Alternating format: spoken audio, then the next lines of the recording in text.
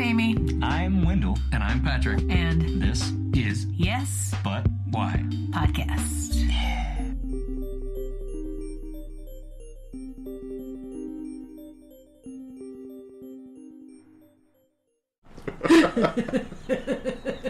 One thing that we don't do is Google anything. So if you tell something and then nobody can think of the name of the guy in that one show, we're never going to find out. We're just going to fuck with the audience that way. That's right, you heard me. That's what's going to happen. That means I'm going to drop out at some point for like 13 minutes while I'm just trying to think of it, and then eventually give up and come back. That's You ready for that? Is that the extensive detail doesn't matter as much. He was in the thing with Denver Pyle. Denver Pyle. Yeah. That was Gomer's much hipper cigarette smoking cousin. It was Uncle Jesse from Full House, not from Dukes of Hazzard. How come that hasn't been a thing? How come we haven't seen like a reboot movie with both Uncle Jessies? Ooh. Or a series where they wind up as roommates or something in Boston. Like fish out of water story. Well, technically, Uncle Jesse from, what do you call it, Dukes of Hazzard would be much, much older, right? Yeah, that would be like a fish out of water story more than anything. I mean, because it'd be like this super old man, yeah, and then another man in his 40s or Beautiful 50s. Greek Let's be man. honest, he's probably 65, but I think he's 42. But Willie Nelson played him in the movie. Willie Nelson was Uncle Jesse in the movie. They did a movie. Yeah, in the TV show, he was even older, I think, and big and fat. I imagined Willie Nelson played Uncle Jesse of Full House in the movie, and I was like, Mercy. wait, what? Oh man, when they do Fullest House, if they had Willie Nelson, just come up out of the Fullest basement House. going, "Hey y'all, we're trying to have a band practice down here." Holy crap, what happened to Jesse? That's when Too much ripping. that's when Mary-Kate and Ashley come back. Everybody else is gone. They've died tragically in some way, and the two of them just live in the house with Willie Nelson. I wish they would stop asking Mary-Kate and Ashley to come onto the show. I prefer them making fun of it. I wish do they that. would do a whole season where they just separated into two people, so there was a reason to have both of them there. Like Michelle just splits. They've done that. They've had They had good Michelle and bad Michelle, or there was a foreign Michelle. Foreign Michelle, right? There was a little brunette Michelle who was from, I don't know, France probably. yeah, I don't know. The kid married DJ because they walked around the table. Greece. Uh, Walking around the table makes me think of Greece. I don't know why. yeah, I mean, sure. Sure. I feel like it might have been like a made-up country just so that they didn't offend anybody. Yeah, just from foreign land. Yeah. Yeah, Mypos. Yeah. But Generic European. This is Balky's cousin, Michelle. yeah, with flags that are no colors anybody has on their flags, like teal and stuff. But yeah, there's been a foreign Michelle, a bad Michelle. There have been times where Michelle has out-of-body experiences.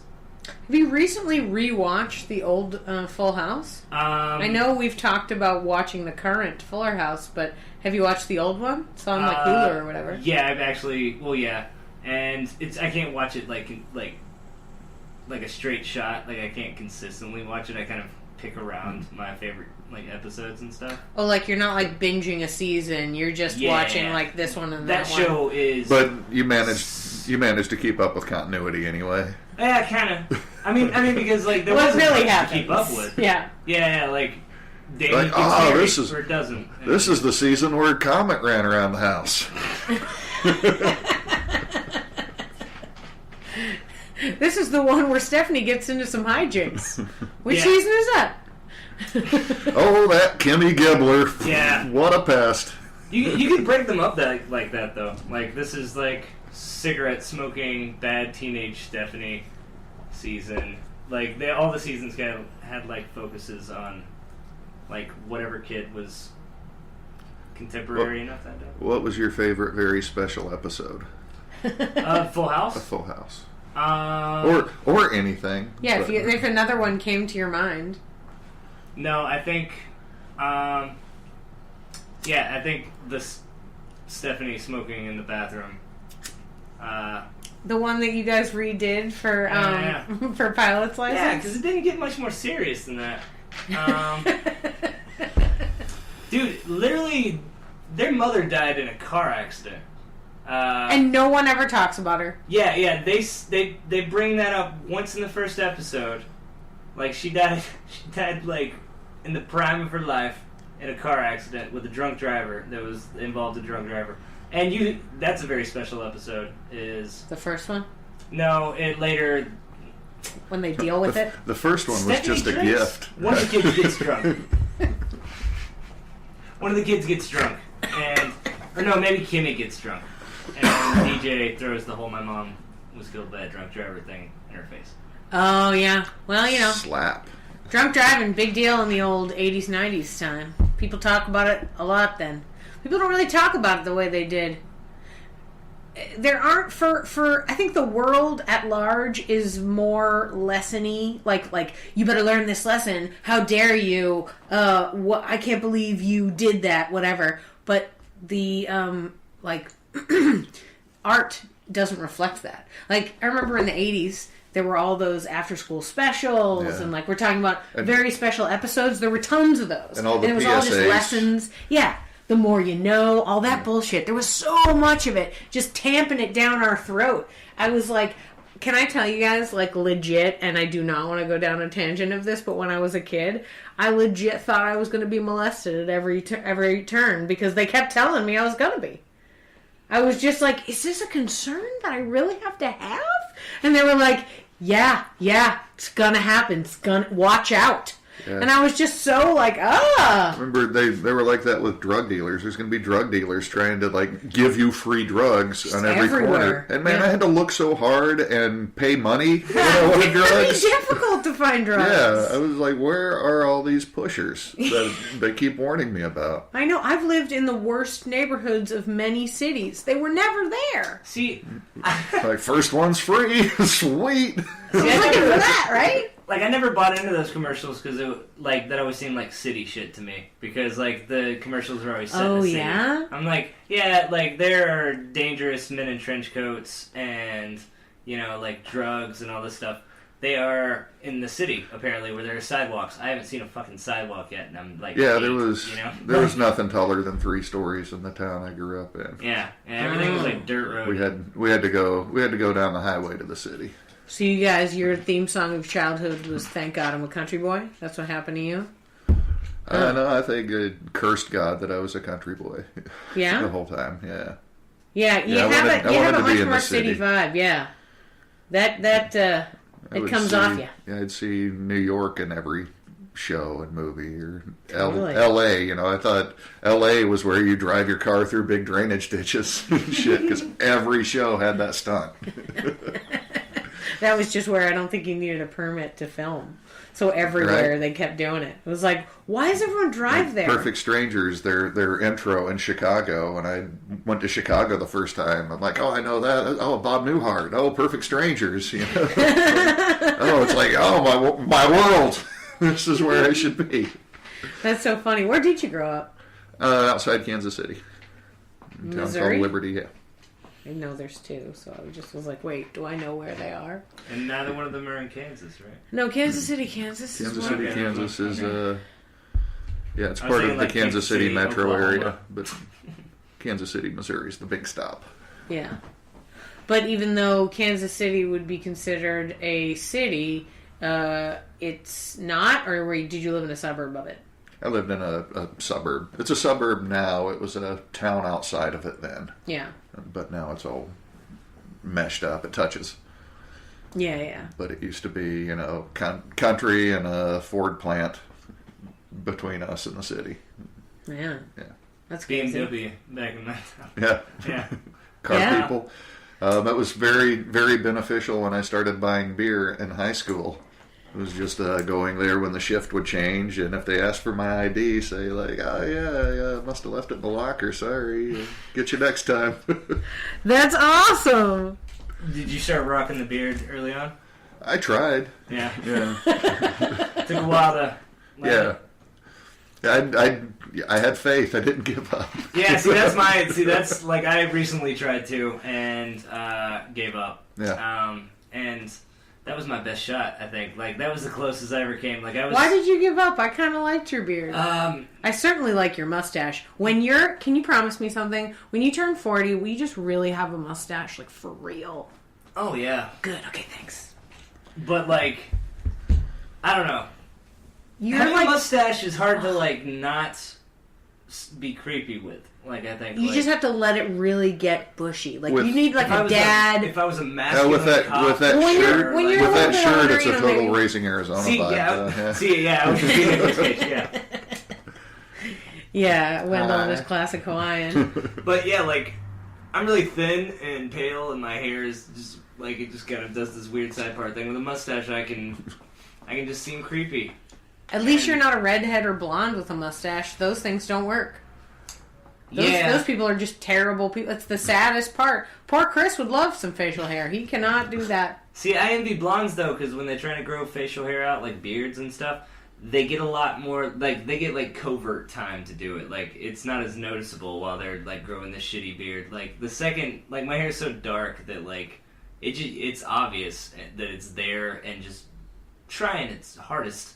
But like just and you feel like everybody's keeping score. Like, oh man, it's like day 6. As if anybody's looking at anybody very closely. Poor guy. Like the bearded guys at my job would just hey slugger, look at you. You know, like what you got going on there. Yeah, I grew my first beard the summer after I graduated from high school. I went to the Caribbean. My best friend moved to the West Indies after 8th grade, and I went down there to see him after I graduated and spent the summer there, and came back with, after 3 months, came back with a good 5-day growth. West Indies for the summer, what was that like? Fantastic. Yeah. You're 18. You're like living the life down there. What was why did he live there? Like, was his family from there? This was a long time ago, and his dad engineered the cable television systems. Awesome. That went throughout that part of the world. Oh wow! He bounced around as a kid. Well, his dad did it, around the United States. And then pretty much everybody was hooked up at that point. And they're like, well, there's these islands, and his dad's still there. Nice.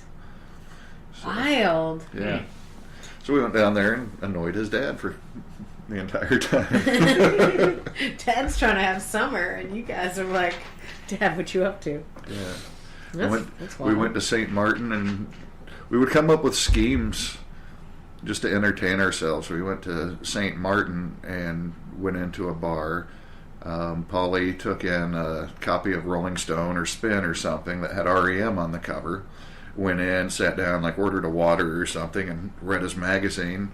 Then I would come in a couple minutes later, and he would get excited and hold up the magazine and make a big deal out of it and make me sign his magazine and keep saying I was in the band and have the bartenders take his picture with me. And these are film cameras, he couldn't upload it or anything, and so they'd snap the photo and kind of wonder who I am, but half the time we'd end up getting stuff comped because they think I was famous.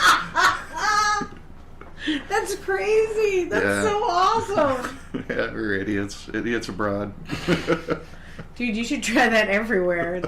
I actually witnessed that in Las Vegas. I don't know anything about sports, right? But I was in Las Vegas with my husband at work, and he was working, and I was in a bar having lunch. And this guy walked in, and the whole bar was like, and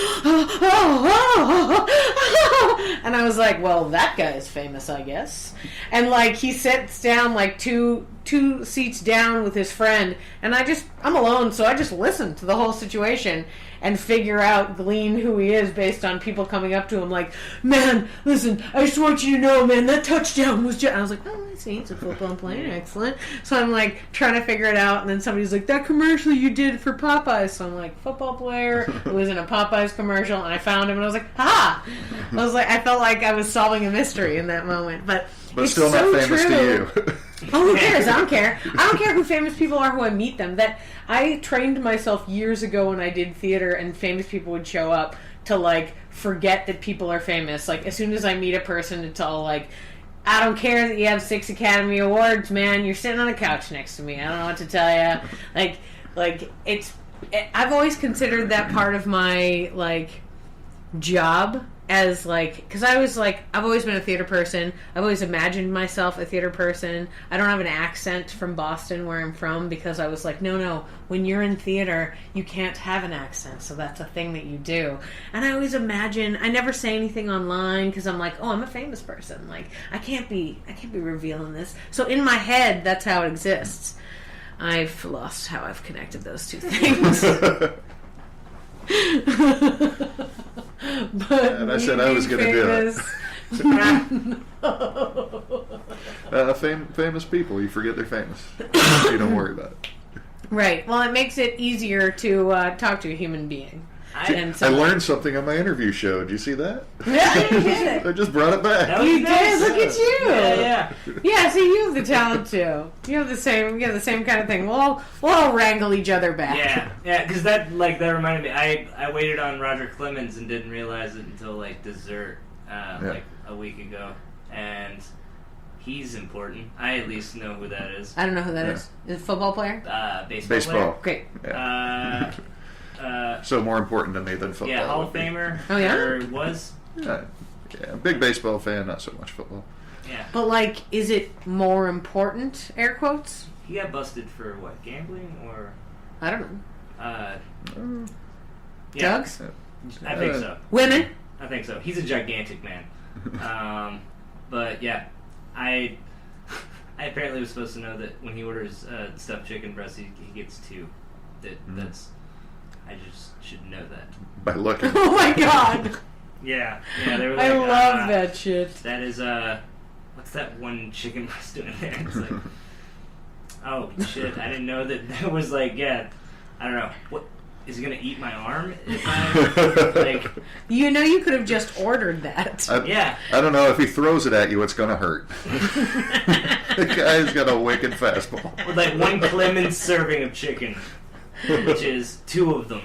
2 whole chickens. Did you like go back into the kitchen and the chef was all like, "Why didn't you tell me it was him? Clearly I would have made 2." Is that how you found out? Kinda, because he was just like in a big party, but like he was like the main guest or whatever. And But you didn't know. I didn't know. I don't give a shit. I got really mad because it was like the night before. It was like it said I waited on this celebrity dinner that was a bunch of football players. I was like, whatever. I don't know. I got excited when it said celebrity dinner. And then it was a bunch of, people That weren't celebrity to you? No, absolutely not. I mean, I recognize. There are so many people in this world that could be considered celebrity that actually are not contributing to my life in any way. So, part of the fun of trying to be easygoing with famous people that I do recognize is that like 90% of the time I have no idea who these people are, and I just end up in a conversation. Every story I have of a famous person where we've had a conversation was because I was an idiot and then just turned around. I was like, "Ha, that's crazy. What do you think?" "Oh, famous person who I definitely recognize," but I'm like, "Buddy." And like that's how I've had those conversations because it's ridiculous. I would think you were a guy from Mastodon. Like if I was sitting at a bus stop and you were just chilling there, I think I would tell people later that I met somebody from Mastodon. I'm not sure who. Was Mastodon a band? Yeah. Okay. I'm like 2 or 3 of them. Right? Yeah, I was like gonna say at any given time. Like 2 or 3 of them. I think I'm the amalgam of the Dude and Walter. Okay. Like if you were to combine both of those characters into one, that's probably as close as I could get. Well, that's pretty good. Yeah, that's pretty good. I like that. Usually, like hey, relax, but sometimes wielding a bat at a car. Yeah. If a sketch came up, like I could play either role. Yeah. And do it reasonably well. as well as I could do something like that.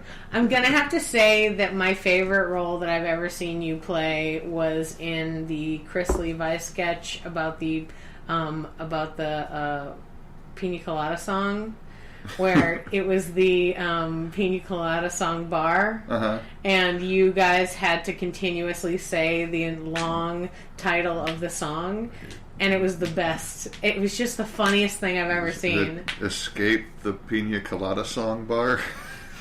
Yep.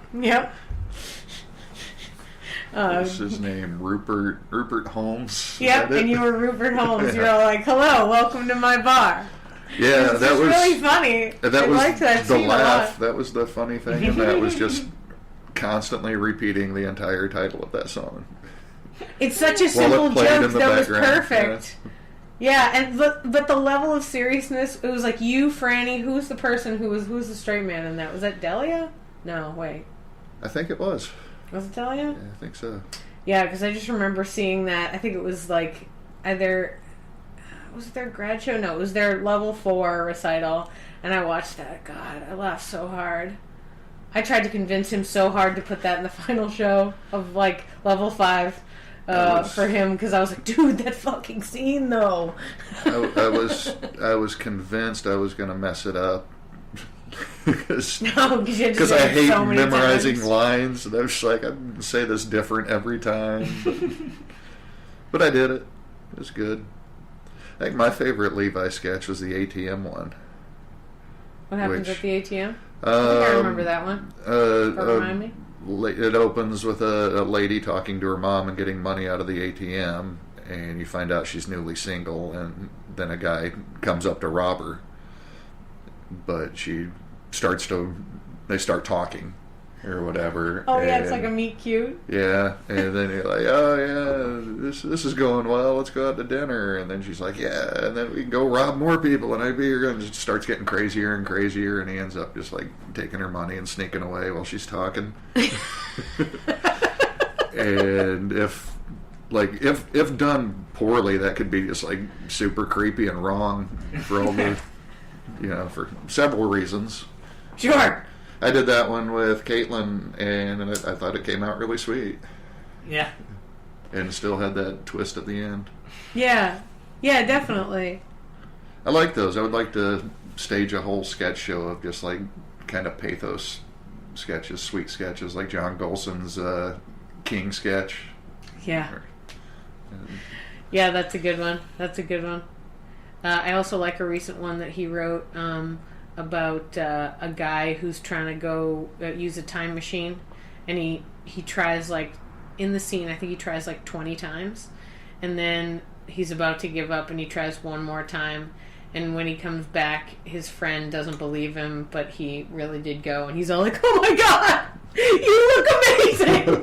And it's just this great, like, just that one character goes from being like, I'm fucking gonna do this, to like coming back like crying, like, finally I'm home. It was like, I love it. I was like, cry, good, yeah, so fun. Oh yeah, I love a good sketch that ends with crying, guys. Come on, you know I do. Yeah. If everyone's not dead, then someone should be crying. Yeah, I like a whole show that's not going for laughs, that has those sweet laughs in it or whatever, but it's not just a crazy, absurd show. I don't know how it would go over. What's your what's your television show sketches, or like what sketch comedy before or outside of stuff you've done on your own do you dig on? Like, what's your favorite, if you have any, or comedians if you lean the other way? I grew up with SCTV and Saturday Night Live. Yeah, SCTV, nice. And really got into Saturday Night Live in like the Dick Ebersol years, which is generally considered to be the low point, but that's where I started. And there was one season with like Billy Crystal and Christopher Guest and Martin Short on there, where almost everything they did was filmed. It wasn't really live at all, but it was like seeing Christopher Guest's style come together in that, and things that Martin Short's still kind of doing. Started there and everything, and that was Martin Short was on there for a while, right? I think he was just 1 year. Really? I think he had a 1 year contract. A lot of people Billy just Billy did 1 Crystal year. was there, and Rich Hall, who's like huge in England now, but I thought he was great then, and he didn't do a whole lot in the States afterwards. A couple of years, and he moved to England, and I guess he's quite a personality there. Yeah, it's interesting. When you see somebody like go to a different market like that. Yeah. And that's what they classify him as over there, is quiet personality. Yeah, he pops up on like quiz shows and stuff. He's in panels on lots of things, and does hour-long stand-up specials. He did one where he came and toured America, and just like a Search for America type of series. Wait, like Stephen Fry did? Yeah, and Billy Connolly. Billy Connolly did a great one. Billy Connolly does a great everything. That guy's so enthusiastic and like just a wild druid of a human being that I don't know. I still use the phrase Buddy Holly plane. That's from a Billy Connolly bit in the 80s. Was he a part of a team? Was he a part of a either a sketch group or like a duo or anything? I don't know. I think so. Yeah. I think I heard that, and he's a musician as well. And I believe he has Alzheimer's now. Do you keep up with these comedians, or did you just? As hard as it is for me to remember scripts, it's super easy for me to remember every stupid little thing I read like that. Luckily for Billy Connolly, I think he's always been so wacky and zany that you could have, if I had not heard you say that, I probably never would have noticed the difference down the line. I feel like he's just that. And he's well in his 70s too. Yeah. So he's. So, did you ever watch the years where Gilbert Gottfried was on there? And I've seen that stuff. I don't remember seeing it then. Yeah, So did you hate it after that?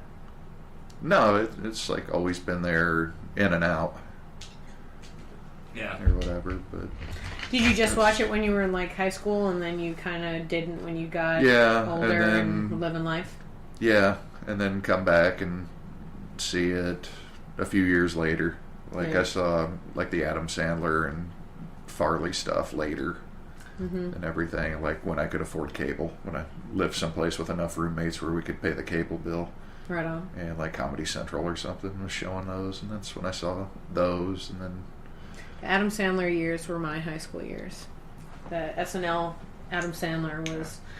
I remember freshman year in high school, I got his, album. The, comedy album with a bunch of weird character shit things. They're all going to laugh at you? Yes. Yeah. Yeah. And the longest so feet. Gross. Yeah, the talking goat. So did that watching SNL? Did that ever inspire you to write when you were younger, or? No, I thought it was something. It was I wish I could do that. Yeah. But I can't do that. That just. Other kids didn't get me. Okay. I didn't. I wanted to be the class clown. Yeah. But I wasn't getting the laughs. I bombed years before I ever did comedy. Well, that's probably you just got to break on through to that other side, and then it just doesn't matter. You played music though, right? I didn't do enough dick jokes. Turns out.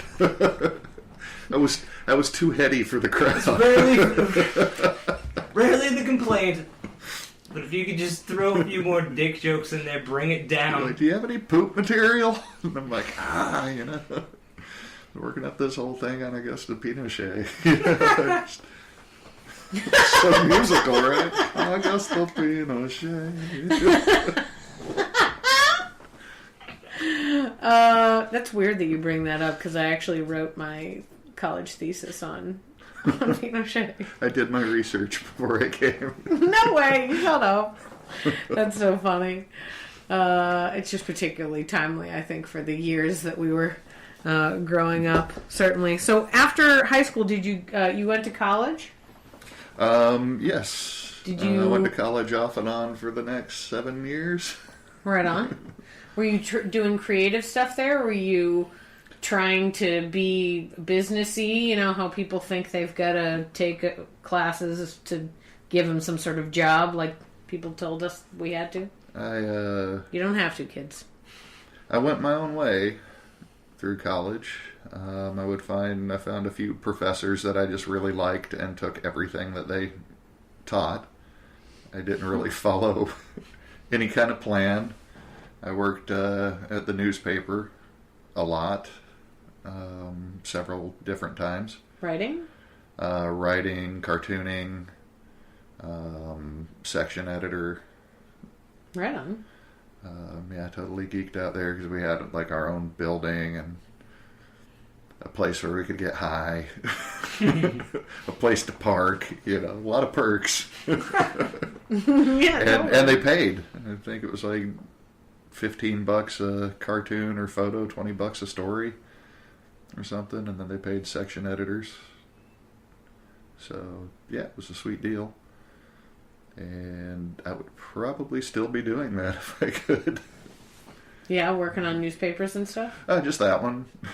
That one? I bet you could probably go back and try to be a teacher or something. I never got that degree. Because I wasn't following a plan. Right on. I mean... Yeah, I did the thesis and everything. It's always there still, right? Yeah. I took a lot of film classes and wrote a shitload of papers on Charlie Chaplin because I wrote one paper on Charlie Chaplin and the professor loved it, and I continued to take that professor's classes, so I just went deeper and deeper into Chaplin, and he loved it every time. I always got A's. I would put, instead of like citing sources and all of that stuff, and internal citations and all of that, at some point I would just put in editorial comments too. And he loved that. and would give me A's, I guess, just because that made him laugh. That's So I started to find an audience. That's great that everything that, you could just continue to write about Chaplin no matter what like the subject or anything was. Just kind of lean it into anything else. Yeah, actually, when we got to the thesis, I was originally going to do something on stoner movies. And sure. There hadn't been really anything written about it at that time. Yeah. It hadn't been studied, and that big second wave of like Friday and Half-Baked and all of those was just coming out then. Nobody'd gone back and explored like the Cheech and Chong stuff, so it ended up being really tough to research at that point. And with maybe 2 weeks left before deadline, I called him up and said, "Hey, I think I'm going to switch to Chaplin. I'm having trouble finding stuff." He's like, "Do you need an extension?" I said, "I don't think so." And I don't know if I opened a single source for that one or not. I think I just wrote it from my head and then just did the usual suspects of citations at the end. Well, you've done so much work and research previous, you probably did know the right things to say. Yeah, I knew what I was talking about. Yeah. Yeah, I was a pretty well self-taught expert on Charlie Chaplin at one point. Other than the utilitarian aspect of getting A's because the teacher likes it, were you interested in Charlie Chaplin? Yeah. What about him? It was after the movie came out about him with Robert Downey Jr. I really liked that movie, watched it a lot, and then started watching Chaplin's actual stuff, and then started listening to the music he composed and read his autobiography. Yeah, he's a guy who came from nothing, just total crazy background, who wound up in another country and became the biggest star in the world. And then fought a crazy kind of dictatorial government at the end of it and got kicked out of the country that he loved. It's a crazy story. Yeah. Wow. So you were just able to. But also, he's kind of through? a creep with the young girls. So. See, you built to that, though. That wasn't like the first paper. Like, it didn't end with, and he was exiled, and that was a bummer for everybody. Cause No, I hadn't that, really right? hadn't thought about Chaplin in a while, and this is kind of looking at him Like through the result. through the current lens. Yeah. Like, he's kind of problematic too. Isn't that interesting, Most though? of them were. I'm sure. So, like, when you wrote your papers, you didn't point that out because that was 20 years ago. And also, it seemed like your teacher liked Chaplin. It was part of the legend, kind of. I mean, he ended up his, like, I don't know, 4th or 5th wife, and the last love of his life or whatever was 30 or 40 years younger than him when they got married. Mm-hmm. They were together for another 30-something years. So. Whatever the math is, she was Yeah. maybe if you- maybe That was like 17 the or time when 18, they and he were was like like- 50. I don't Like, know. soldiers were just coming home. No, I thought it was gonna be like 30 and 80 It was or whatever. Eugene O'Neill's daughter, actually, the playwright Yeah. Eugene O'Neill, Huh. and he disowned her. Eugene O'Neill Yeah. disowned his daughter for marrying when Chaplin? she was dating a guy older than him, probably. Sure. Whoa. That's wild. Where do you meet Charlie Chaplin as, like, a teenager? Or... Oh, Well, you know what, though? She was a debutante type of deal, you know. The she world was a was- social yeah, darling. like a Yeah. cotillion sort of thing. People who were younger did more things back then. Like, it was, now we talk about it through the lens of the world that we live in, where it's like, you have to be 18 to walk through the, like, welcome mat of, like, any adult activities of any kind. Yeah. Whereas back in the day, they'd be, like, hanging out at bars and, like, weren't the kids were delivering newspapers and shit, like, they had jobs and they were doing things. They were probably prostitutes that were young, like, all sorts of things that, like, would not fly even a little today. And it just, bit by bit, I think, as the generations went, I think there's a back and a forth of it, but, like, the generation after that were like, that was not cool, right? We should not do that. And everyone was like, yeah, that was not cool. And then the next year, the next generation is their kids who are all like, what? That's a ridiculous thing. No one should ever do that. And now we're here where it's like, burn the people that would consider something like that. And it's like, just different levels of, like, acceptance. And then eventually it'll come back around. Yeah. When the world crumbles again, people will only live till the age of 40, so they'll have to get married at 15. We'll have to readjust everything. Yeah, now we, like, live till 100. I mean, why are we even getting married before 60? What's the reason? That's how I feel, yeah.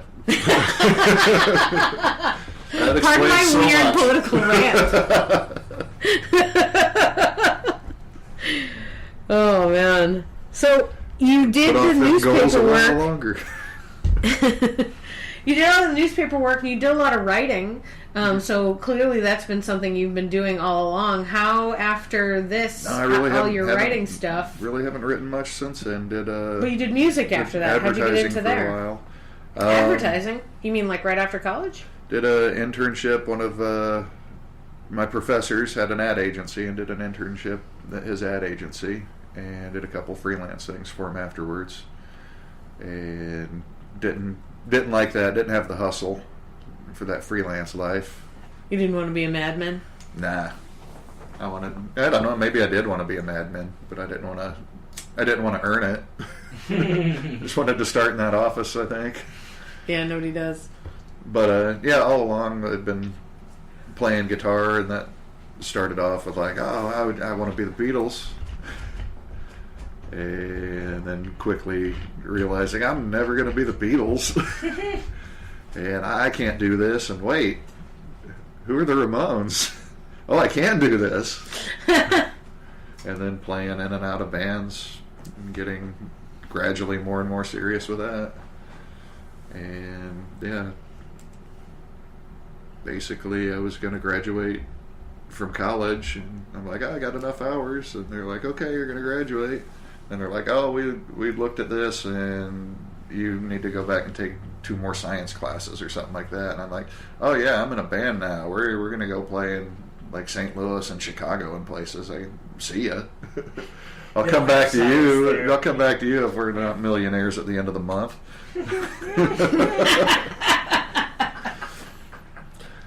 So I worked a lot of restaurant jobs. So did you go travel with the band? Was there actual travel with this band? Not as much as I anticipated, not as much as I dreamed of. Sure. But then you get in another band, and How'd you end up down start here? doing that. I was in a band from Kansas City that played a few shows down here, and we're like, oh man, this is a cool scene. There's all these great places to play, and we should move down here and try to make it. So are your band members still here?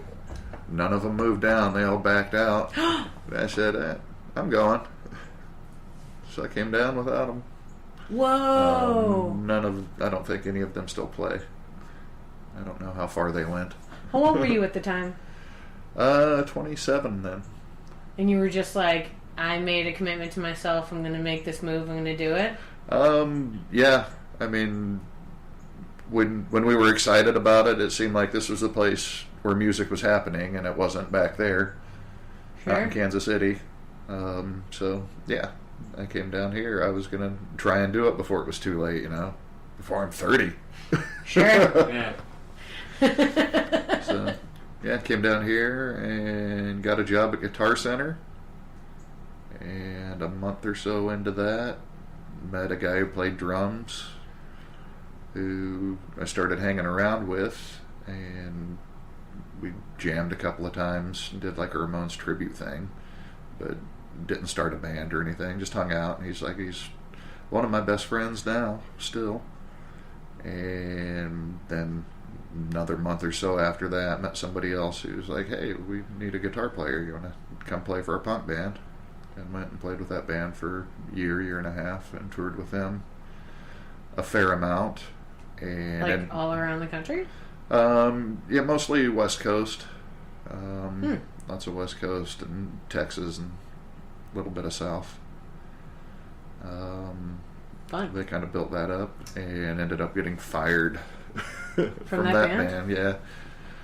And did you want to share why, or is that a story that's just didn't get along with somebody in there. We weren't meshing well, and he was a founding member and one of the songwriters in the band. He was a creative force and founding member in the band, and I was a guy. He was actually the guy who asked me to join the band, and we just ended up not being a great fit. Whatever. Right on. But when I came back from that tour, my drummer friend Mikey was like, cool, now you can do that band that you want to do. Like, you do your songs and everything, because I was constantly writing my own songs and stuff, and I'd play them for him. And he's like, oh yeah, cool. And just sit there pounding out shit on his knee like drummers do or whatever. And yeah, we put together a band there, and I led that band for 5 years. Recorded a couple albums and played a lot around Austin and a little bit outside of Austin, and got reviewed in Europe, and it was cool. Signed to got courted by a Canadian record label, had a agreement to put a album out there, and then the band dissolved.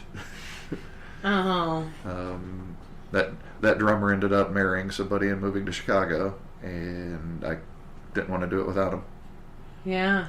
I wrote the songs, but he made them songs, and it was like, okay, we've had 5 years, and that's good.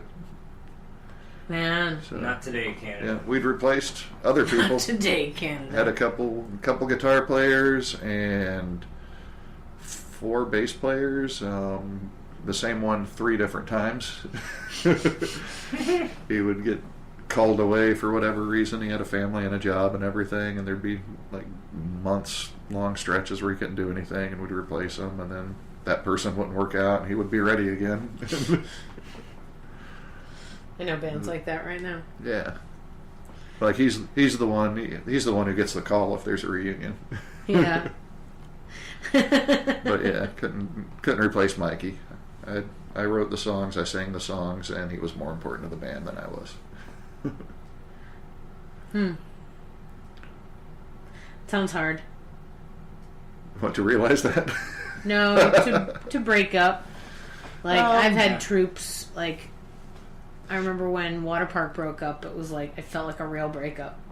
Like, I was like, oh, God. I mourned it in that same way. It was kind of a logical time for it to happen in like both of our lives and kind of the life cycle of a band, though. And I mean, it kind of hurt, but it was a good time to do it. I helped him move. You're like super. I drove the truck up to Chicago. You got to, you went to Chicago and found your perfect stranger's corner with him. Yeah. Every time I go up there, we take a picture of me pretending I'm bowling with the big balls by that statue of Lincoln in the park. I've only been to Chicago once, and it was winter, so all I saw was snow. I like seeing it. Yeah. Don't want to live with it. Yeah. Yeah, it's nice to like visit for a second. Yeah. So after the band dissolved, just went back to restauranting or just kind of maintained that, and then where did you stumble into the whole performance part? Like comedy performance. Yeah, I started. Yeah, how'd you get to us? I started doing photography because both the best friends I mentioned, Mikey and Polly, are photographers, and they're both gone, different corners, and I got a hold of a camera and just started taking pictures because there wasn't somebody there taking pictures of stuff, and I'm like, oh man, that'd be a good picture. Too bad nobody's taking a picture of it. So I took a bunch of what I thought would be good pictures before I knew what good pictures were, and started doing photography, and that was cool. After I started getting decent at it and understanding it and everything, I started wanting more attention and praise and gratification, which is the kind of thing you don't get instant gratification in photography like you do in playing punk rock. Sure. And I ended up with a platinum badge for South by, and I took my camera to everything and started taking pictures and just started talking to the people I was taking pictures of and hanging out with a few comedians and getting high with a few comedians. And a couple of them laughed at stuff I said. Were like, you're funny, do you do comedy? And I'm like, no, I can't do that. You guys do that, you're good. You're good, you don't need me. And then one of them, as if there's like just a finite amount of comedians right. that there need to be. That sponge is full. I'm good. And one of them was like, I think you'd be good at improv. He's like, you played in bands. He's like, you're not a solo guy. He's like, but you're funny. I think you might like improv. That would be comfortable for you. That'd be your way into comedy.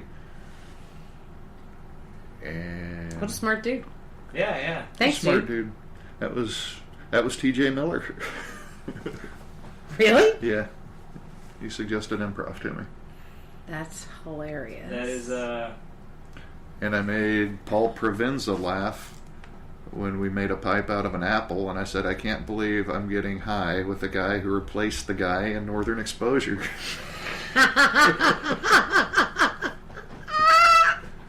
You're the only person in the world allowed to say these things to people, and they're like, this guy's funny. Other people get punched in the face, you get like accolades. Oh my god. That's so funny. What a wild, what an unusual couple of people to tell you to do comedy. And then you were like, this guy's legit. And then you found comedy? And yeah, somebody else that I worked with told me about the place where you were working.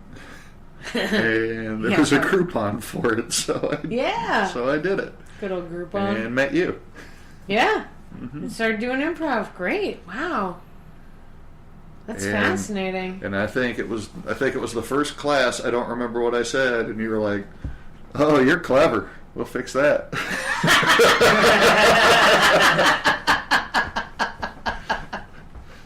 Yeah, I say those things. I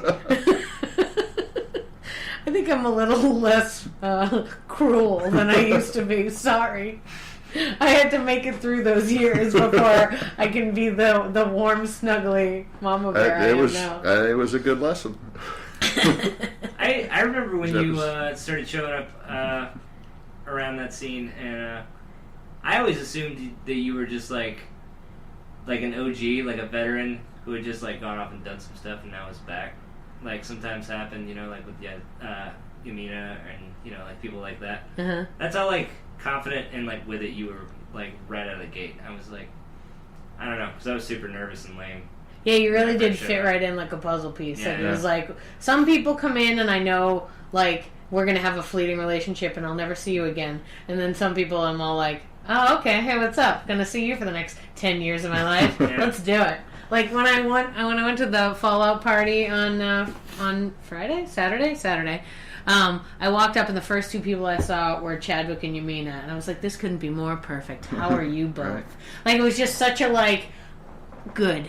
I feel like we've come full circle. Let's all hug and feel good about a new beginning and then do this thing. And it was so nice. And so it's nice to have family. But yeah, I probably razzed you because I was all like, okay, cool. He's our people.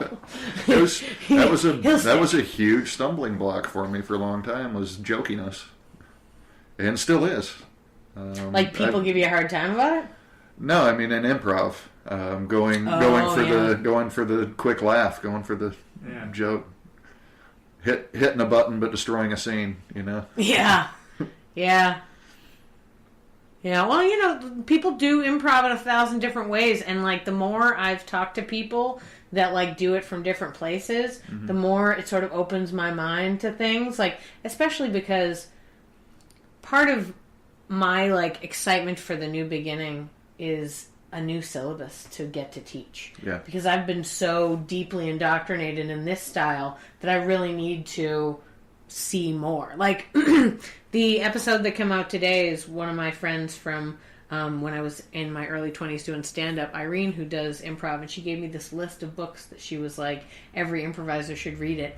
And legit, I haven't read a single one of them. And I thought, wow, how interesting. I'm so excited that there's this new world that can be opened up to me, that like, and I actually think that that's one of the best things about improv and why it's probably a good path, is because it can constantly renew. Like, it's like, we've learned stuff, but like, as soon as that new syllabus is written, I'm gonna take it. I'll teach level 1 for sure, but like, I want to go through it. I want to feel what it's like figure out what that is, see it in whatever new way I can see it. After I graduated, I don't know, maybe a year and a half after I graduated, when Keebler moved to town, I took his first improv class that he taught here, which Awesome. was a level 1 class. Yeah. And it was fantastic. And I learned and relearned. Yeah, he's great. Yeah, because you forget stuff, and then you hear stuff from just another angle. Mm-hmm. And everything. Yeah. I like it too. It sort of has a like longevity to it, where it's like it can constantly renew and change, so you don't have to worry about necessarily, like, you can hit plateaus and go have ups and downs but still stick to the same thing. Yeah. It makes commitment to it a lot easier because it's like a free and easy thing to commit to. Super interesting. But you have, since doing improv, you got really involved in like sketch comedy, and you created a show. Tell me about that experience. That was you've had many years with the panel show. What's the journey of that? How did that feel for you from beginning through to now? It's kind of like a band. A lot like a band. Yeah. I had the idea for this kind of format at the end of level 5, and tried to bring in my class as like a troupe that was going to do this kind of just panel of experts type of deal. Everybody would play a character, and there'd be like a moderator, and it'd be like a Fernwood Tonight type of show or something. Just didn't have to be famous people being interviewed. And I wanted to play a different character every time we did it. I didn't want to host it, and asked somebody else to host it. And we practiced it a couple of times with a coach, and I think performed it twice. And everybody's like, I don't get it. I don't know what you're going for here. Sorry. Good luck. And bailed. And then I met Laz doing neighborhood stuff. And I had a slot book, a 15-minute slot on somebody's show. And I said, hey, I'm trying to do this. I guess I'm going to host it. You want to come play on it? We got a few other people to play characters. And he played the maintenance guy in the theater and my boss, the producer of the show. Who was obviously the same guy, but he just put on a hat when he was the maintenance guy. Like, he wasn't really two different characters. It was just two different jobs. And we did, a kind of awkward little interview show trying to talk about news stories with these characters. And when it was over, I'm like, it wasn't good, but it was fun. You want to do this again? And he's like, yeah. So we did that for a while, got better at it, did stuff with like full troops, playing all the characters. And were you writing whole narrative shows? Or? No, at that point we were just collecting news stories that we thought would be easy to say funny things about, and just hoping that the characters would just get into discussions about it and end up being funny. So everybody just created their characters, and it wasn't like a full script. No. And then we would just put up the things on there and try to make it increasingly like a talk show. When we got to the point where we kind of scratched and clawed our way somehow into getting weekly slots, when we still weren't good. Chadwick coached us for the first month, directed the shows for the first month, and he's like, just do a late night talk show. And we put a desk out there and started making it fit that format, and did that for the entire run of weekly shows. Like 3 months we were weekly, and just got better and better at doing that. And then we went to like twice a month or once a month, and then sporadically still an hour-long slot, and just started experimenting with themes and doing different variety shows and stuff like that, which we would farm out the bits. When we were doing the weekly, we actually had a writer's room, and we would discuss things every day, just in a messenger thread. Everybody just in there, called it the joke farm. People would throw news stories in there and just riff on it and do shit, and then Levi would collect those into one file, and I'd go through and pick monologue jokes out of that, or news stories that we wanted to do based on that in the thing. And it was like doing a TV show, except we couldn't pay anybody. We weren't getting money. But it was awesome. It was awesome having the talent that we had there, because everybody wanted to do it for a couple of weeks, and then they're just like, oh man. And we had a deep bench of performers, and just pull them out of the writer's room, because everybody there was a performer more than a writer. And yeah, it was great. People just got to put their bits on. So we weren't responsible for writing a lot of material. Yeah. So all I had to do was not drop the ball. Just go out there and keep bringing people out. And I got better and better at that. I'm still not a good host, I don't think. But I've got a few host tricks, and I'm a good co-host. I feel like every time I've ever watched it, if like something falls flat, I feel like the audience feels like it's their fault. I don't know, I don't know, just that's what I want. I feel like the audience feel bad, doesn't laugh, but they're like about themselves, not about I feel you. like they should. It's like junior high all over again, man. They don't get me. Yeah, but they want to so much. Yeah, that's the thing is, you develop like a delivery that is like, I don't know. Yeah, it's like, that's so smart. I feel like I should get. How like in Mystery Science Theater, like there are these like references to like 1930s starlets and weird like politicians from the 60s. and you just laugh anyways. You know? You have no idea what he's saying. Yeah. You're like, this is a you joke, just I laugh can and tell. Just the rhythm of the words. Yeah, and, I can surmise Isn't that backwards that person was, Telling a similar joke. to this other situation. You but get a lot of those references. You did Paul Lynde on the panel show. that was fun writing those things too. He does the best, Paul Lynde. I thank you for giving me an opportunity. Like I always love just having an opportunity to do it for so long because. Yeah, I've been doing Paul Lynde as a character since I was probably 7. Yeah. I was just amazed somebody else knew who it was. Somebody who wasn't Daniel Webb know who it was. I'm honestly surprised we've never done a Hollywood Squares show. Like that, because that shit would just be amazing. Yeah, I like game shows. Yeah, me too. You ever watch that. Buzzer? Uh-uh. It's an antenna channel, but you can also get it on Amazon. It's a whole channel that's just 70s and 80s game shows. Oh, yeah. It's amazing. I watch that on YouTube.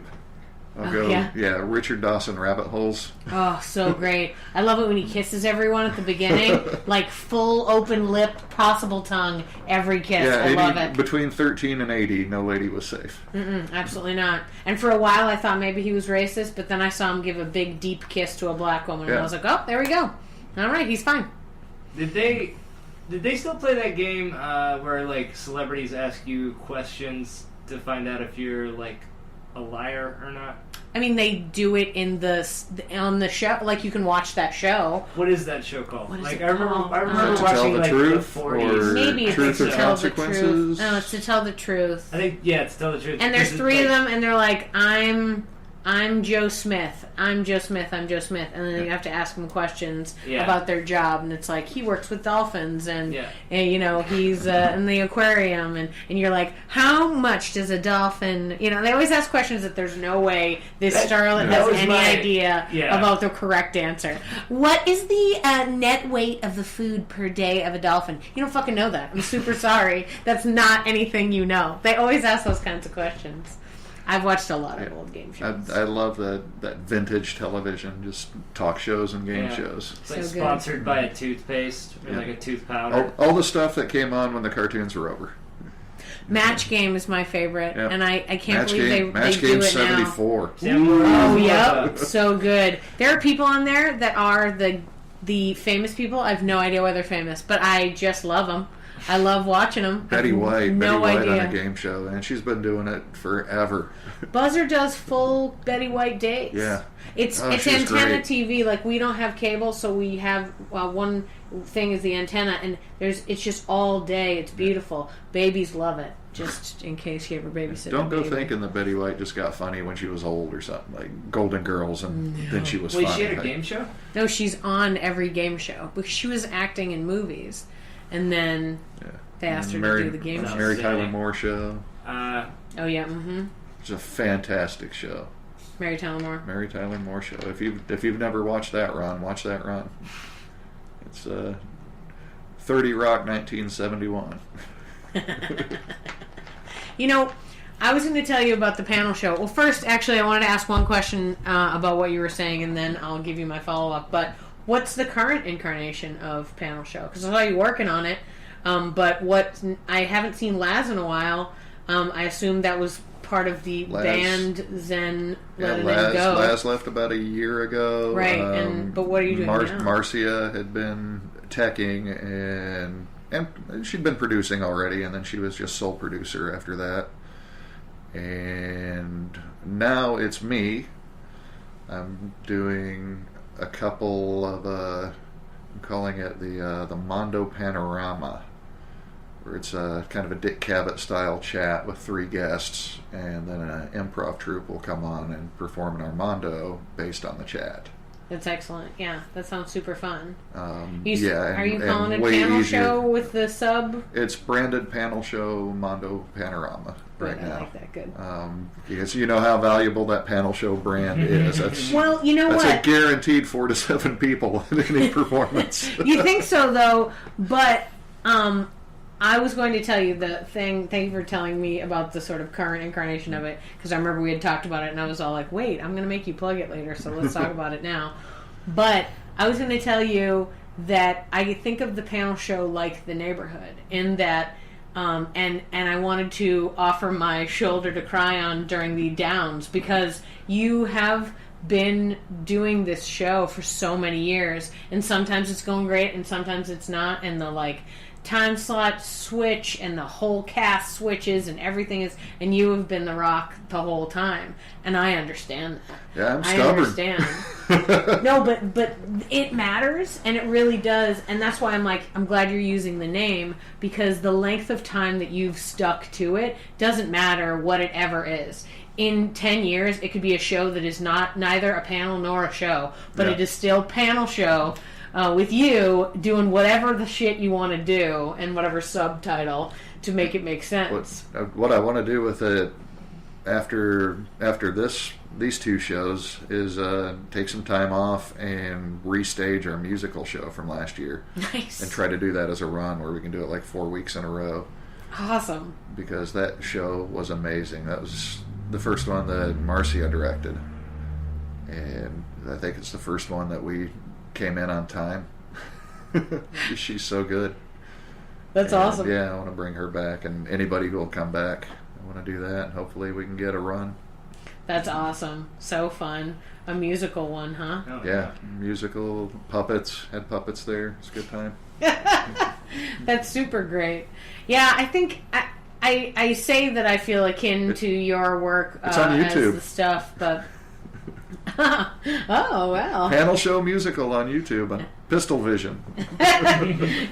Is that the name of your channel, Yeah, Pistol Vision? Pistol Vision. Oh, all right. I see. I'll write You it get a lot down. of like NRA fans that, like, getting lost on your YouTube page. No. And just being very confused. No, that would be fun. That would But be like fun. specifically, Those people are Yosemite Sam, lighthearted.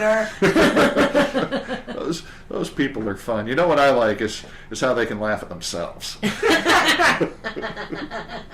I feel like that joke actually could be said for like most people right now in America. Is like, I love how they can take a joke. Things are going super well for people dealing with some shit. Oh, funny. Yeah, we'll stay strong with panel show. I mean, as far as like continuing to do stuff, because like I've hit the ground, I've had some horrible times doing The Neighborhood. I've had people bail on me hard. I've had to like rebuild a show in a day. Like, I totally understand, and it's like, just keep going, because sometimes you'll just get the right people and you'll have the best times. And it's tough. We're working with $1 million talent who has to be unpaid. Yeah. There's so many great people. If they're going to find something that's a little bit more what they want to do, they're going to bail. You got nothing to keep them there. It's like, but my dream, and they're like, yeah, but my dream. And it's like, okay. Yeah. It only really sucks. It only really bites you in the ass when they start taking over your time slot. Yeah. That's when it hurts. Yeah. Like, oh yeah, you were on my show last month, but now you got my time slot. Yeah. But everybody's got a dream. Everybody should get to put it on a stage, right? It can be difficult to find people that are going to have your back as a team, for sure. I mean, I've had that experience because I try to only involve people that I consider of a certain caliber, and so those people are often very busy with things, and so I lose people pretty fast. But I try to set up at the beginning my expectation that it will be not a 1 month situation. Yeah. It's like, I'd like you to work with me for at least 3 months. Can you promise me that? Yeah, and it's like most of the time people just like saying yes to everything there. It's not even like they intend to be flaky. It's just everybody's friends. And it's like, let's everyone's do that. so excited about an opportunity. Yeah, and then they start asking like to help their specifics friends. about like it's scheduling. I like friends and all, but I've been doing this long enough that if people are shitty to me, I'll tell you both. Because producer to producer, if there's somebody who's not gonna do the job, I don't want other people to have to deal with that crap. So it's like, if they're a flake, I'll let you know. People are sometimes just can't do it. I give people chances. Some people come to me and say, after I like hire a new person, they'll be like, oh, hey, by the way, that person, blah, blah, blah. And I'm like, all right, well, let's see. I made my bed, so I'm gonna lie in it. See how that goes. And But- you got a list. But I try to make. I do. I Flakes definitely and have a not list. flakes. No, I don't write not flakes. That would be just like everybody else. Flakes and clusters. Yeah. Yeah, it's a that's- breakfast cereal. Yeah, I mean, a theater is just a Moist. cereal. Yeah, just Nuts, funny bunches flakes. of oats. Clusters, you're right. Oh my god, a few raisins. Oh, weird. It's like, wow, an improv theater is a cereal. It's muesli. Oh god. We're really figuring shit out right now. Honey bunches of crazy people. Honey Bunches of Comedy. Oh, that's so funny. So, what's the thing right now that, like, you're super into? Are you obsessing on a television show? Have you been reading a particular book lately? Is there an album you can't get out of your, queue? What do you call it when you listen to music these days? It was like cassette tape, no. Stereo, no. NHL 97. I got one of those video game players. I've got every Sega game. Oh, cool. And yeah, I'm playing Sega again. Oh, right on. Did you buy it at a thrift shop, or did you have it and then you just found No, games? got it off Amazon. Found out about it on YouTube. That's the other thing. I just watch YouTube videos. Yeah. And thrifting. Always thrifting. But yeah, there's YouTube videos of people going thrifting. And that's some days I don't want to go thrifting. I'll just watch somebody else do it. Is that why people watch videos of other people playing video games? Yeah, like Minecraft and stuff. Because they're too tired to do it themselves, but they're like, oh, I'll watch him do it. Yeah. They were always the roommate. Like, there's always the guy playing and then the guy on the couch watching, right? Yeah. I guess that's true. There's they got their own place now, but they still miss Seth, you know? That's exactly my Hey, look at situation. this channel. Yeah, So they actually, can I sit there, they play can still my own hold the games now. bong, and they don't have to hold a controller. Yeah. I used to watch my roommate. I watched my roommate play every God of War game, every Uncharted game, and feel as satisfied as though I had done anything myself. Yeah. And because those games are like super cinematic anyway, so it's like if they're not terrible. Yeah, like, I'm not good at most video games. But I had friends who were like great at GTA games. So I just sit and get high and watch that. It's like watching a movie.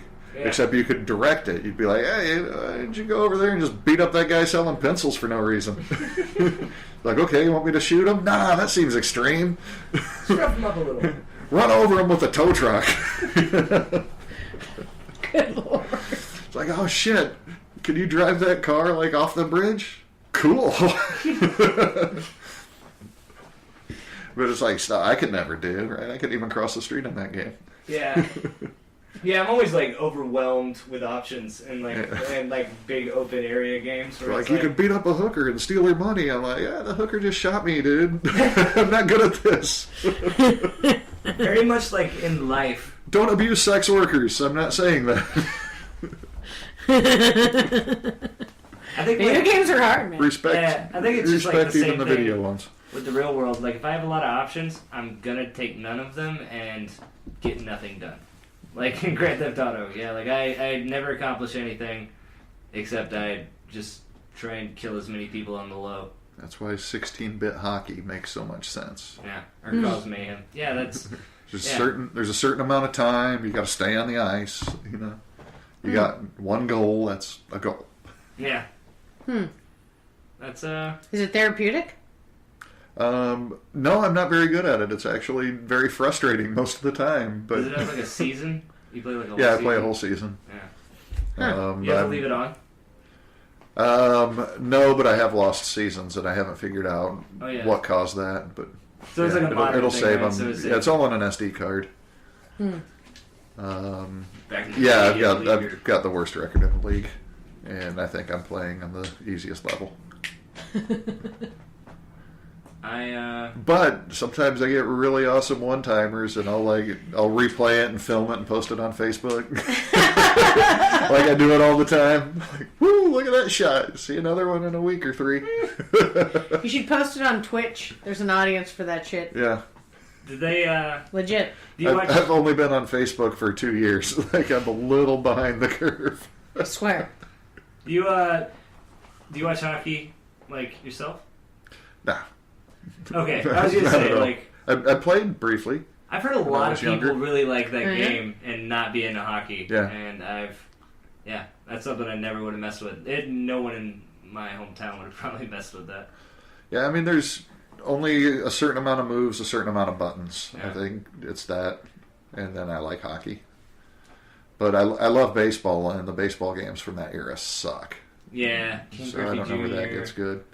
Trying to think. My friend made me play baseball games all the time because he was in sports. And it was always a real bummer. So I just wanted to play the fucking 7-Up game. Yeah. Because he had the 7-Up game just sitting over there. Like, didn't even want it. It's like one of the best platformers of all time. Yeah! Like that, and like he had the Chester Cheeto game. Dude had all these like licensed merchandise games. They were actually the best games. Did he live in a snack bar? No, he got his parents games, worked for like, Frito-Lay or something. Flea market? Yeah. I don't know. Those games sold like full price, just like everything else. Like that's kind of those were $60 games when they came out. They had video games for like every movie too, like True Lies Sega game. Yeah. Three ninjas kick back. Like they all had games. Yeah, and like they were all entirely different. Like every Batman game was a completely different like feel and design and intent, you know? Yeah. Like for each movie game or for each movie that came out, like yeah, I don't know. There was never a good Batman game. Batman Returns was fun. If I remember. Yeah, they got really good when they got to Arkham. Oh, dude, I was actually just playing that before I got here.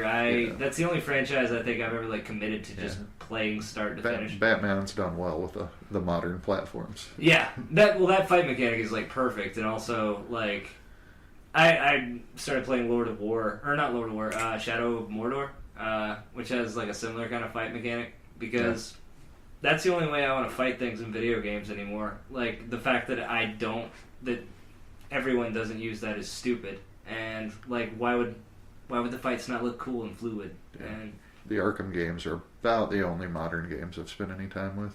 Yeah. I really want to try God of War. I miss Tony Hawk Pro Skater. That's I have a Dreamcast with that on it still. And that's the pinnacle of video game for me. Yeah. I met Tony Hawk. I served barbecue to Tony Hawk. Oh yeah? Yep. That was awesome. That was about 3 weeks before I met Obama. And then he told me, if I remember right. And I'm like, Obama was cool. I've never played Obama in a video game. Obama. Yeah. Tony Hawk tell you to skateboard? You should get into skateboarding. Yeah. He's like, you ever looked into skateboarding All these classes? celebrities giving me jobs. I'm like, why do I gotta go do stuff? Yeah, I was Secretary of State for 2.5 weeks. That seems more and more plausible. Alright, then I gotta get back to these improv classes. There's a lot of resumes out there with 2 week federal positions on them lately. Says here you were a press secretary for 16 days. What was that about? Explain this gap. Don't act like you don't know already. Tell us why you left your previous job. Like, it was Trump. But you took the job. Yeah, we're not hiring. We just wanted to ask you detailed questions about being... Yeah. If you had to be fired, if you didn't just quit when you realized what was up. If Trump were one of the 7 dwarves, who would he be? What kind of question is this? Listen, you're not getting the job. Just answer the question. Did you sleep well? He would be shitty. The first time that night? He would be Shitty the dwarf. Is that one of them? No. Sleepy, dopey, Doc, and Shitty. He's the one you don't see because he's on the toilet the entire time Snow White's around. She's pretty, huh? I hear she's pretty. Oh. It's because she locked him in there because he was creeping on her. Yeah. Shitty. He's shitty. Oh my god. Total sidestep. You said creeper, and it made me think of my baby. Why? Because my baby's room is right by the front, and when I put him in for naps sometimes and he doesn't want to nap, he pulls the curtain and just stares out the front window. And I think, what if someone saw these tiny little eyes staring out the window at them as they walk by, like, it's a tiny baby. And so we just call him... Is he trying to signal me? We just call him creeper peeping. We're like, oh, what's he doing in there? Oh, he's just creeper peeping. In the daytime and the nighttime? If I walk past the house in the nighttime and there was just a baby acting... Oh, if you put some Actually, of I don't know, that I guess. like phosphorant face paint On the baby. on the baby and just, shine a black light or something back behind him. Oh, you could freak people out. We'll think about that for Halloween for sure, because he does do that I'm nervous, I'm just going to stare at you blankly kind of thing. So that works for Halloween parties. The ring, just make them up like that. Exactly. We're just going to, every year, it's like, what baby scary thing can we make him? What did Chris was saying he was going to make him Scooby-Doo next year, because Chris invariably looks like Shaggy. So he was going to have him dress up as Scooby-Doo for Halloween this year. If you had twins, you would do that shining shit, though, right? 100%. Yeah. Totally. Like, not just for Halloween, just like as long as you could get away with it. I'd take them to the supermarket and be like, just stand at the end of this aisle. Just stand and wait. I don't know. If it started to, affect the kind of people they were for the rest of the year, though, I think I'd, back off. If all of a sudden they just started, just hanging out with each other and having their own languages and, trying to talk in unison to freak me out, You think twins don't do that already without you mentioning anything to them? Oh, well, I just don't need to push it being creepy. It's fine. They can have a cute, sister-sister kind of thing going on where, they get it. Not, creepy, weird, both died at the same time and look the same in the same dress, ghost girls in a hotel. I guess, whatever. If they're in on it, though, If they're just macabre little girls, it's fine. Okay, yeah, if I had, a little double Wednesday Addams situation. Yeah, right? Kids aren't going to do anything they don't really want to do. If they're in on the joke, they'll do it. Both of them got that. Have any goths grown up to become the Addams family? There's time. There's been enough time. Dude, Gomez Addams is so not goth. That's got to be out there. Yeah. I bet you there's people. If you were in an investigative documentarian, I bet you could easily find a family like that in the world somewhere. Yeah, you can just put out a call on Facebook and probably hear back in a week. Yeah. Get around, make it public, right? Sure. Does anybody just kind of turn into the Addams family? I guess most goth couples were, kids suck. Yeah. I don't like kids, but they still fuck, right? But yeah. Gomez Addams was one of the most yeah. energetic and upbeat people. Everybody in the Addams family was kind of creepy and morose, sure, but Gomez Addams it wasn't stereotypical goth. Both iterations of him, the TV show and the Raul Julia, both of them were these huge eccentric, passionate, for life kind of characters. And then I don't know, Angelica Houston over there just killing it, being sexy and scary, but they're goth, I guess, in inspiration, but nobody that was goth at one point ever graduated to Gomez Addams. I don't think, down the line. I don't think the goth part is what would lead to it. It would really have to be somebody whose entire livelihood involves death in some way, like a mortician or somebody who runs a cemetery. Because there's a certain level of just accepting this thing that happens, but also kind of being dark about it. Yeah. Because I can imagine the kids of morticians are kind of fucked up about it because they didn't choose to be around it. it's just happening to them. So that could darken them a little bit. And then a woman or whatever the spouse is of the mortician is certainly going to be fine with that kind of situation. So it's really just a matter of wearing black. You could easily just set that up. I mean, let's be honest, guys. The Real Wives shows don't all wear the, like, outfits.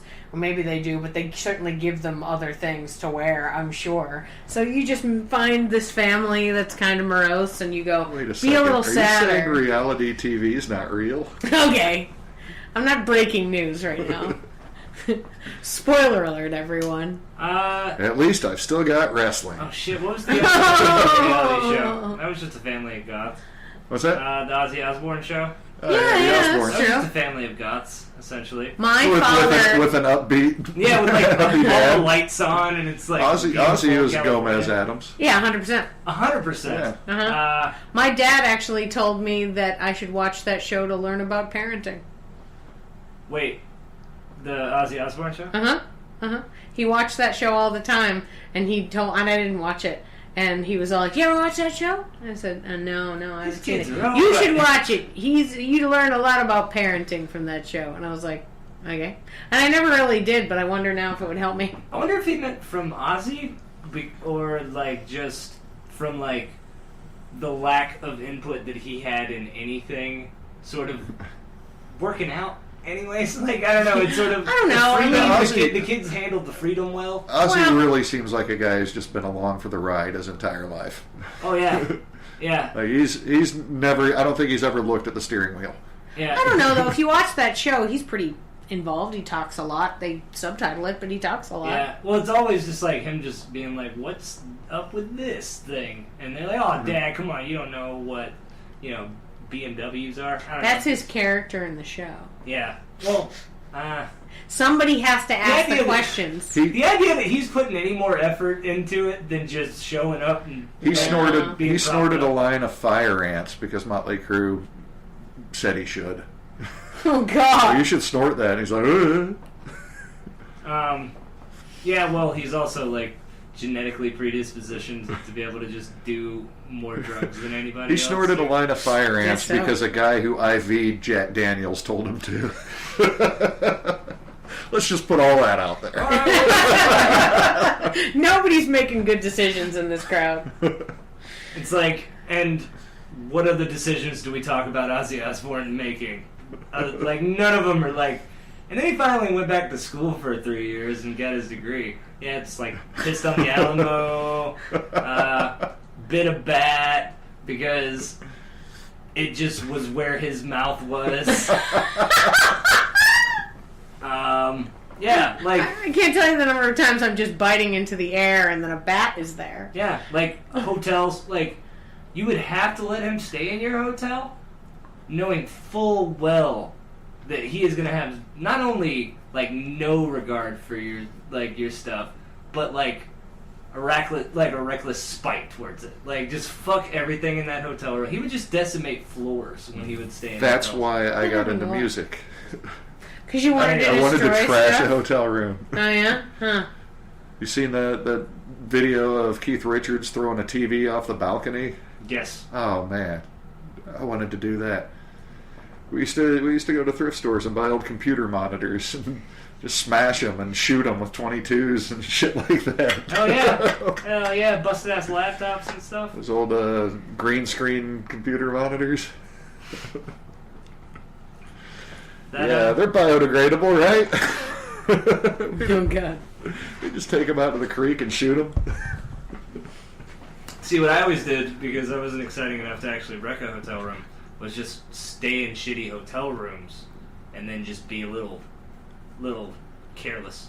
And then like walk away and just be like, look at that pile of shit I left behind. You know, like look at that desk, and it was just already shitty.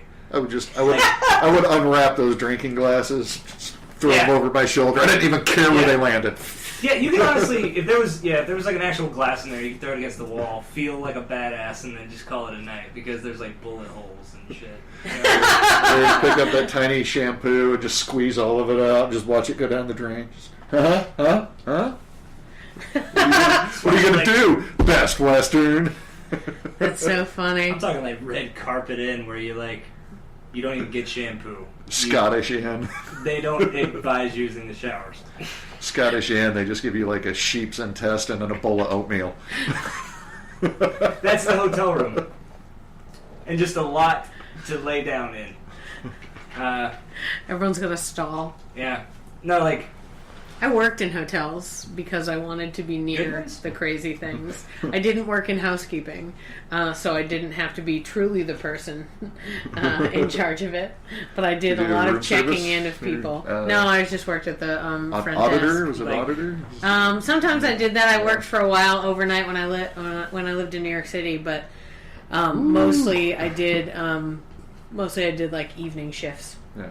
For like, I was like the evening manager for a while. Chains or like I worked for Marriott for a while. I worked at multiple different Marriotts. I worked at a few Hiltons. I would stay in Brand for a little bit. I started out at Holiday Inns. There was a Holiday Inn like right down from where I grew up, so I got into it because my sister worked there. And I was like, sure, I'll work there. And that was a weird ghetto one. Still is. But most of the other ones that I worked at were real fancy high-end ones.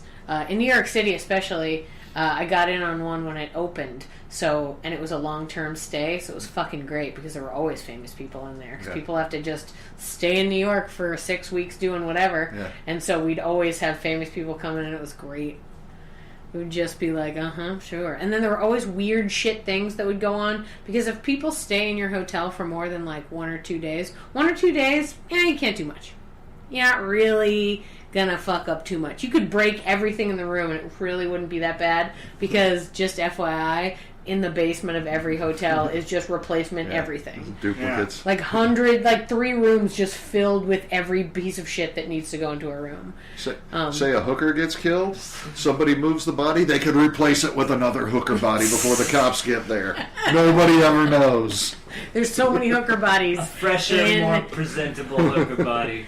So that you seem like you were a man of class before your crime of passion. Well, we also had to steam clean the carpets quickly because, blood sets in. So that we lifted her up, cleaned underneath her, put her back down.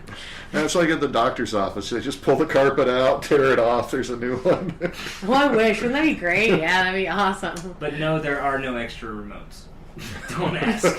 That's why it's screwed into the wall. But pointed just slightly away from the TV, which needs it to be directly it's like screwed into the wall, pointed at the ceiling. Yeah.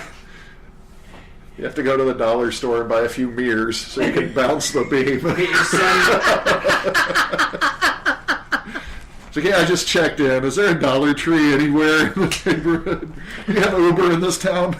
Our gift shop has a series of mirrors, sir, and they're all available with suction cups in the back. So get your son to hold it up while you change. They start at $38.95. They've got the hotel's crest screen printed in the corner.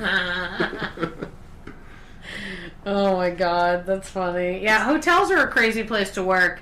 I've thought about going back there, but it's kind of like... It's like you move to the suburbs and then someone goes, would you be interested in moving back to this crack neighborhood? And you're like, yeah, I'm good. That's how I feel about hotels. Like, everything you don't miss bad... the flavor? No, it's not that I don't love it. It's almost like I went to rehab, and if I went to a hotel, I would get out of rehab. Like, my sponsor would be real mad at me. I'd be doing all the bad things. Yeah. Just because hotels, everything bad can happen. It's 24 hours, people have bedrooms, there's money available, there's shit to steal everywhere. Like, any possible thing. I've seen people, like, shoot each other. I've seen children fall off of balconies. I've seen people try to kill themselves. We've found dead bodies, like, all sorts of insane shit. Like, so Eric Clapton's I that's was what you're just saying.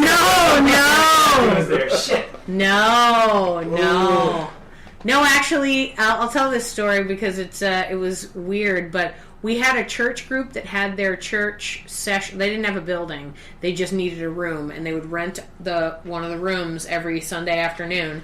but they would never wrangle their children. So, like, they'd be having their church service, and all the kids of the people in church would just be running around the lobby. And we're like, get the fuck back into your room. Like, you cannot just hang out. And one girl got loose, and it's an Embassy Suites. So, you know how, like, all the rooms are in a big atrium to a, like, you know, spot down in the middle that has a bunch of, you know, water features and shit. Girl goes up 3 floors and then tries to climb down the edge into the water feature and falls and just bashes herself into a fountain. And it was terrible because it was like this horrible noise, a little kid scream. I was the manager on duty. I was like, oh fuck. Yeah, terrible. Oh, they bounce. They bounce. Like, they're so lightweight. They don't really... Well, the worst what are you, part John was... Candy now? Kids are resilient. Yeah. Well, the worst part was the a John family... Candy-sized person falling would be dead. The family came and like moved her. Like, we were like, we've called 911, something's happening, and they're like, well, we're gonna take her home, and we're like, no, you have to leave her alone because the police have to come. Child blood on the water feature. Well, yes, and also like it happened in our business, and you're not a guest in our business, so no, you have to stay because we need to reconcile this and then move forward. Like, you know, if it was a guest, you'd be like, let me take her back to the room. Okay, we can deal with that because you're close. But it's like, you're a stranger. You could leave in a car and then 6 years from now be like, I'm suing Embassy Suites for breaking my daughter's leg and it never got fixed. It was like, well, you took her to a hospital. Maybe she could have been fine. Still broken.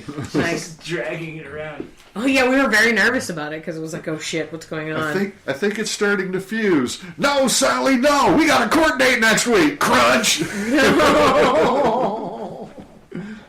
Terrible. Daddy, no. Yeah. Oh god. It's tough. It's tough making it in America. I mean, Yeah. Well, just hotels are just a weird place. And you talk about people trashing them. People trashing hotel rooms is like the least thing to worry about. We can clean a hotel room. Like, go ahead. Yeah, but it's just like... We have your credit card on file. We'll charge that feeling... I wanted to get to that point where I just felt like I could. Oh, yeah. Lots of rich people get away with this shit. is for me. I like the hotels like you just pay cash up front. You don't even sneak out. You just walk by. You're like, yeah, trashed it good. Well, check it out. Tell me, top 3, I bet.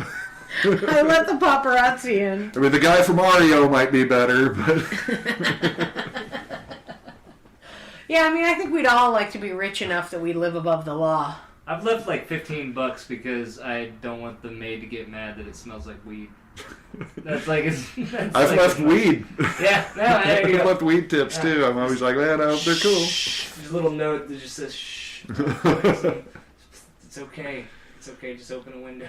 Oh my God. Like, I don't need to take this on the plane. I'll just leave it here. Know that Little entire smiley hotel face on the talked rolling about you papers. that day. Because when shit like that happens, it trickles fast to everyone. Everyone's on radios, and then the housemen and the housekeepers tell us about everything, and then the front desk and the F&B people will run into different rooms to see weird shit. Like when something's trashed, it's actually best day at the hotel because they're like, "Hey everyone, when you have a chance, go to 210. We're gonna clean that one last because it's terrible." And we're like, "Sweet." And we all go look at it and take pictures. Does the weed go to where it needs to go? If you leave weed behind, does it wind up with somebody who could use weed? I mean, if the right person receives it, I definitely know people who would have thrown it away. But they just toss it out, and they're like, but that front desk person, they love weed. Manager just keeps it to plant on I don't know, his valet driver or something. Yeah, I guess it was driver. years ago. I was like, these days I feel like planting weed on somebody is kind of like nothing. You're like, okay. Yeah. But back in the day when I worked at hotels, yeah, it probably would have been a big deal. Takes out the weed and makes hemp out of it. You know what I love? What I love about motels in Texas are the Texas-shaped waffle irons. Oh that yeah. They have with the free continental Everywhere, breakfast. yeah. I love it. Well, not everywhere. You go to Chicago, you don't see near as much Texas stuff. You don't. It's weird. And Illinois, not not as as many interesting flags. a How shape. many state shapes Stuff everywhere, right? It's almost like they don't remember the Alamo. Or don't know what shape their state is.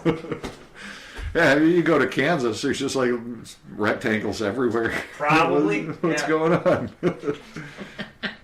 You guys What's are that? festive? Is that a glass Kansas? No, that's a window, idiot. Imagine Florida making waffles in the shape of Florida. There's just this weird, like, oblong, just broken up, like, weird arm thing. What about Hawaii? A bunch of tiny. Little tiny. Just dough balls, fritters. Oh man! Thanks, JJ, for sitting and chatting with us. This has been fun. When do we start recording?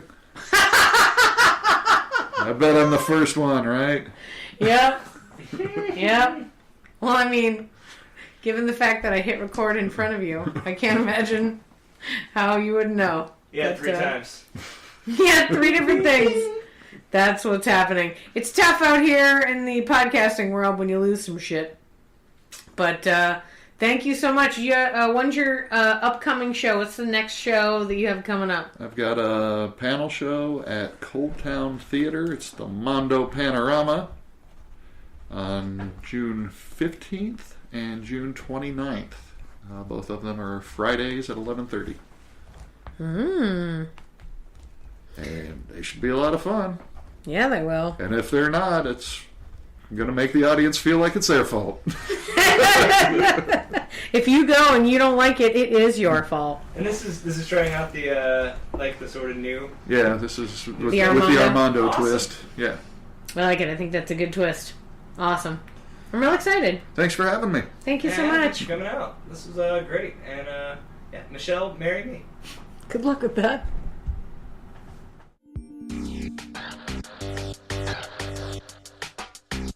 Hey, thanks for listening to the Yes But Why podcast.